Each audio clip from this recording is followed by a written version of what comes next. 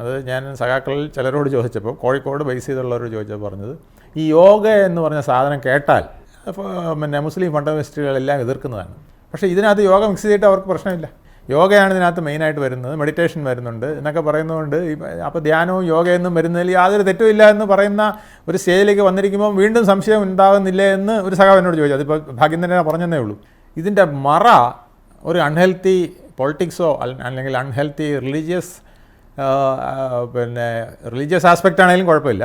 അതിലൊരു fundamental aspect ഉണ്ടെങ്കിൽ, religious fundamental style പോകുന്നുണ്ടെങ്കിൽ അത് മാത്രമാണ് അതിനകത്ത് ദൂഷ്യമായിട്ട് എനിക്ക് ഏറ്റവും കൂടുതൽ തോന്നുന്നത്. പക്ഷേ ഈ കൂട്ടായ്മ വരുന്നത്, അപ്പോൾ ഇതിനകത്ത് അതുപോലെ തന്നെ പലരും പറയുന്നുണ്ട് ഈ കൈയടിക്കുന്നതൊക്കെ അവസാനം ഇത് കൈയടിക്കുന്നുണ്ട്, ഷെയ്ക്ക് ഹാൻഡ് കൊടുത്ത് പിരിയുന്നുണ്ട്.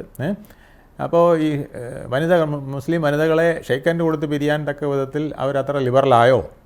മലപ്പുറത്തുമൊക്കെ സ്കൂളുകളിൽ പലരും പ്രശ്നം പറയുന്നുണ്ട്. NCC, സ്കൗട്ട്, NSS എന്നൊക്കെ പറയുന്നതിൽ പെൺകുട്ടികളെ ചേർക്കാൻ ബുദ്ധിമുട്ട് പറയുന്ന മാതാപിതാക്കൾ ഒത്തിരി പേരുണ്ട്. അപ്പോൾ അവിടെ ഇതിലേക്ക് ഇഷ്ടം പോലെ പോകാൻ പെൺകുട്ടികളെ അനുവദിക്കുന്നെങ്കിൽ അതൊരു ചോദ്യചിഹ്നവും, അതങ്ങനെ അനുവദിക്കുന്നത് ശരിയാണെങ്കിൽ അത് വലിയൊരു ഓപ്പൺ ചാൻസുമായിട്ട് കാണേണ്ടതാണ്, ഒരു പുരോഗമന ചാൻസുമായിട്ടും കാണേണ്ടതാണ്. ശരിയാണെങ്കിൽ, തെറ്റായ രീതിയിലാണെങ്കിൽ അത് തീർച്ചയായിട്ടും സംശയത്തിൻ്റെ റഡാറിൽ കൂടെ നോക്കേണ്ടതാണ്.